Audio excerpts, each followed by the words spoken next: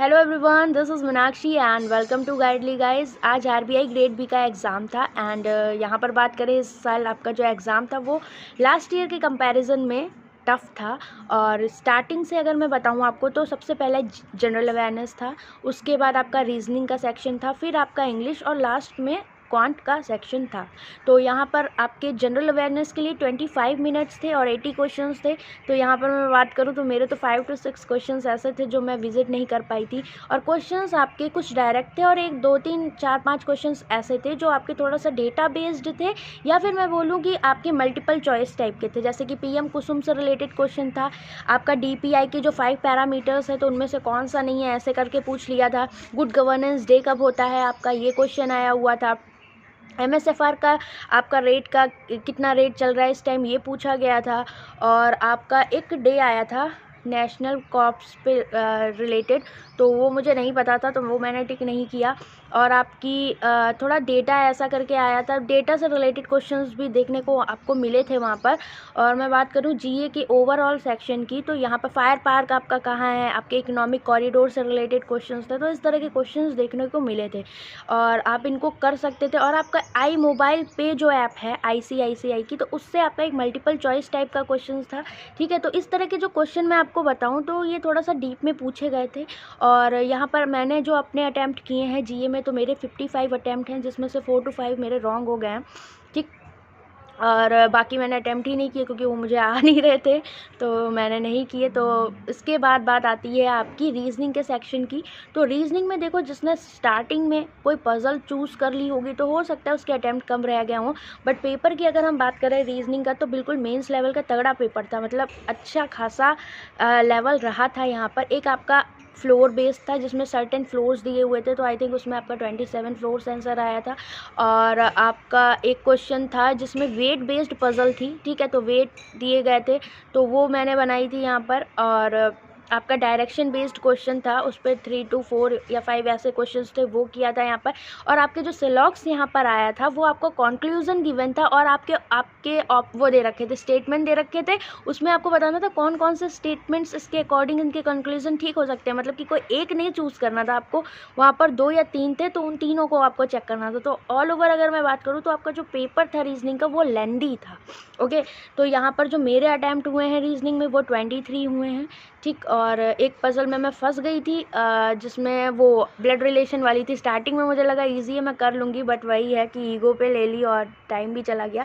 एक क्वेश्चन बहुत अच्छा आया था अगर मैं बात करूँ आपके रीजनिंग के सेक्शन की, तो यहाँ पर देखो क्या हुआ था कि एक आया था आपका थोड़ा सा, जैसे कंडीशन दे दी जाती हैं कि आपका कोई एग्ज़ाम है, वो आपने रिटन क्लियर किया, देन उसके बाद आपने जीडी करी और फिर इंटरव्यू। तो ये फेज़ के लिए सबके लिए मार्क्स डिसाइड थे, तो इसमें इतने मिनिमम लाना है, देन उसके बाद वो सारे स्टूडेंट इंटरव्यू तक क्वालिफाई होंगे। तो उसमें पूछा था कि कितने स्टूडेंट इंटरव्यू तक क्वालिफाई होंगे। मुझे लगा इस पर बेस्ड 2 3 4 क्वेश्चन होंगे, बट वो एक ही क्वेश्चन था और टाइम उसमें अच्छा खासा लग गया था। बाकी मैं बात करूं तो आपका एक नंबर के भी मिसलेनियस क्वेश्चंस थे। एक फ्लोर वाला क्वेश्चन था, ठीक है, तो उसमें पूछा था डी कौन से फ्लोर पर है, तो वो वाला मैंने किया था। और एक नंबर के जो क्वेश्चंस थे जो इजी थे वो मैंने पिक किए थे। इनइक्वालिटी के क्वेश्चंस थे एक नंबर के कि डेफिनेटली ट्रू कैसे होगा, तो वो आपने लोगों ने किए होंगे, तो उस हिसाब से वो ईजी था, तो वो करने लायक था। तो ऑल ओवर फिर मेरे अटैम्प्ट 23 इसमें हो गए। अब बात करते हैं इंग्लिश की। तो इंग्लिश सेक्शन जो था, देखो जिसकी इंग्लिश थोड़ी वीक है उसके लिए तो टफ रहेगा ये, बाकी जिनकी इजी है उनके लिए हो सकता है पेपर थोड़ा सा इजी टू मॉडरेट रहा हो इंग्लिश का। अब मैं अपनी बात करूं तो मैंने यहाँ पर क्लोज टेस्ट अटेम्प्ट किया था।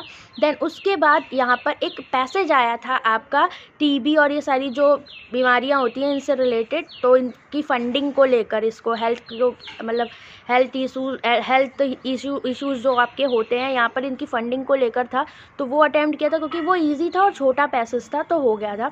और इंग्लिश मेरी बहुत अच्छी नहीं, तो उस हिसाब से मैंने बहुत ज़्यादा अटैम्प्ट नहीं किया, ओनली यहाँ पर 18 क्वेश्चंस ही अटैम्प्ट किए इंग्लिश में। यहाँ पर एक चीज़ आपको देखने को मिली थी कि जैसे कि आपका सेंटेंस दे रखा है तो उसमें 4 to 5 फ्रेजल वर्ब टाइप के दे रखे थे और बोला था कि किस में सही है या गलत है। तो ये थोड़ा सा नया लगा और थोड़ा सा मुझे कन्फ्यूजिंग भी लगा क्योंकि फ्रेजल वर्ब्स का उतना बेस्ट नॉलेज मुझे वहाँ पर नहीं था। और बाकी रीअरेंज करके कौन सा ग्रामेटिकली आपका करेक्ट है, इस तरह के आपके सेंटेंस पूछे गए थे। तो आप सोच सकते हो कि थोड़ा आपको यहाँ पर थोड़ा क्या मतलब काफ़ी हद तक आपको दिमाग यहाँ पर अच्छे से यूज़ करना था, ऐसा नहीं है इंग्लिश में भी। ठीक है। तो मैं यहाँ पर बात करूँ ऑल ओवर पेपर, मुझे तो मॉडरेट टू टफ ही लगा इंग्लिश का। बाकी जिनकी इंग्लिश अच्छी हो सकता है उनको इजी टू मॉडरेट लगा हो। तो मैंने 18 क्वेश्चंस यहाँ पर अटैम्प्ट किए बहुत डर डर के, और मतलब सही ज़्यादा अटैम्प्ट करने की कोशिश नहीं करी क्योंकि गलत हो जाते हैं मेरे। अब बात करते हैं हम मैथ्स की। तो मैथ्स में अगर मैं यहाँ बात करूँ, आपका पेपर जो देख के मुझे लगा ऐसा लगा कि IIT का एग्ज़ाम दे रहे, क्योंकि रूट बेस्ड क्वेश्चंस और थोड़ा लॉजिकल छोटे छोटे उस हिसाब के लग रहे थे।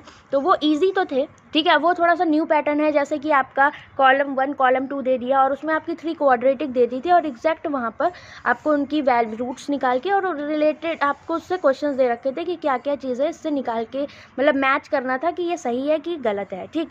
तो उसके बाद उस पर बेस्ड 2-3 क्वेश्चन थे आपके, लाइक ऐसे कि इसके रूट्स का सम क्या होगा या इनके रूट्स का मल्टीप्लिकेशन क्या होगा, देन उसके बाद कौन कौन से आपके कॉलम मैच हो रहे हैं, कौन कौन से करेक्ट है, इस तरह से क्वेश्चंस उस पर थे।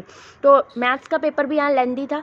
अब आपका जैसे कि क्वेश्चन आता है, जैसे डेटा सफिशिएंसी सीधे सीधे दे देता है तो हमारे लिए चीज़ें ईजी होती है, बट अब अगर ऐसे दे देगा कि एक स्टेटमेंट दे दिया उसके बाद बोला कौन कौन से इसमें से ट्रू हैं, तो वो आपको सारे निकालने पड़ेंगे, ठीक। तो थोड़ा सा पेपर यहाँ लेंदी हो गया। तो वो क्वेश्चंस मैंने यहाँ अटैम्प्ट किए थे। एक DI आपकी आई थी वेजिटेरियन और नॉन वेजिटेरियन, 2 रेस्टोरेंट दे रखे थे उसमें, फिर नंबर ऑफ़ रेस्टोरेंट में कितने लोग हैं शायद ये दे रखा था, और एग्जैक्टली तो मुझे नहीं याद आ रहा, पर मैंने ये बनाई थी। और उसमें परसेंटेज दे रखा था आपके वेजिटेरियन का, देन उसके बाद दे रखा था ए में आपके कितने वेजिटेरियन हैं रेस्टोरेंट ए में। तो इस तरह से आपकी DI थी। तो ये मुझे क्लर्क मेंस का लेवल लगा था इसका, और ये मैंने यहाँ पर करी हुई थी।